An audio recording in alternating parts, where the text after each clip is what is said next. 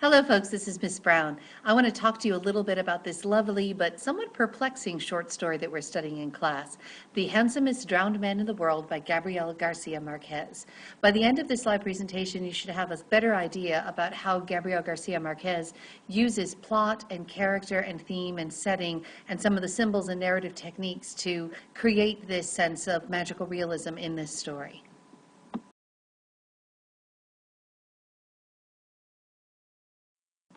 The type of narration that's used in this story is very interesting. It's what's known as an omniscient intrusive narrator. So the narrator is this, distinct, knows all, sees all, but can also kind of get inside the character's head and mind and tell them what they're thinking.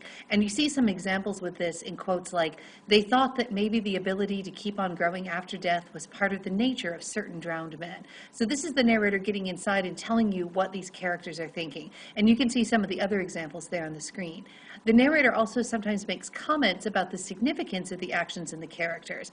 Even though they were looking at him, there was no room for him in their imaginations. And you also have this sense of this hyperbole in the narrator's words, this really sense of over-exaggeration. The overstatement creates this kind of magical, mythical, almost folktale sort of quality to it.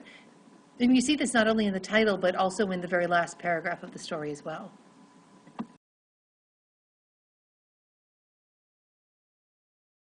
Now, the plot of the story is quite simple, almost deceptively simple. I mean, basically, you have this drowned man who washes ashore, and because of his stature and his beauty, this small village is transformed. So you have this movement that goes from this very narrow, closed, circumscribed world into this wide, open, rich, and plentiful and colorful world, all because of the arrival of this mysterious stranger in the form of the drowned man.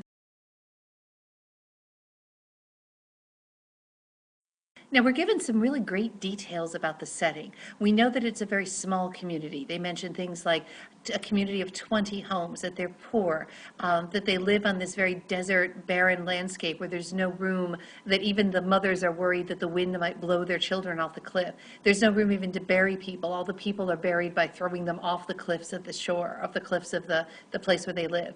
And all of the men fit in 7 boats. So this moment when they don't know if it's one of them that has drowned, they just have to look around the room, basically, or they're not in a room, they're out on the beach, but they just look around a little bit to know that they're all there and that this is indeed a stranger that comes in.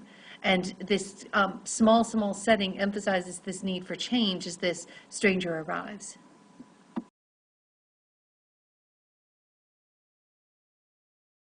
Now, it's interesting that the only character in the story that seems to be an individual at all is the dead man, the drowned man. All of the other characters are just referred to as the women, the men, the children. And we don't hear any of them individually. We just see their thoughts of the group. But we do know that that group thought changes as a result of their encounter with the man that they come to name as Esteban. That dealing with this drowned man transforms their consciousness. So by the end, they know that everything will be different from this moment now that they've met this or had this encounter with this drowned man.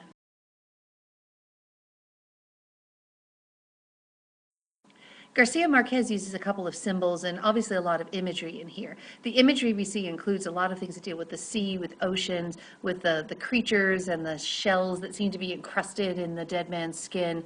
The fact that the children at first think that he's a ship, then they think he's a whale, and the fishermen and the fishing boats that we see. But there's some really interesting symbolism when you get into the name. The name Esteban probably is referring back to a South American hero and explorer who was an Moorish slave who became this explorer and was the first man from the continent of Africa that actually set foot into the New World. So it's this idea of the man that comes and opens up this whole new world of possibilities for these people.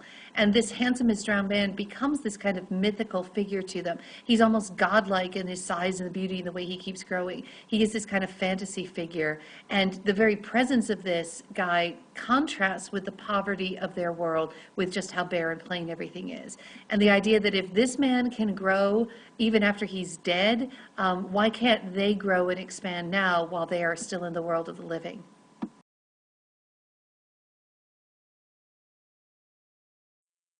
And finally, we come to the theme, which is this whole idea of transformation, that the presence of this drowned man transforms the villager's world, that the fact that he's so big and seems to grow shows how their own imaginations are opening up and expanding and leads to this transformation of their world. There's this piece at the end where by the end they feel like they become kinsmen with him, almost a reverse of what happens where someone is born and then their family takes them in to be baptized. This man comes out of the ocean, comes out of the water, and then is named by the village. So he becomes sort of baptized into their family, and they all claim this kinsman with them.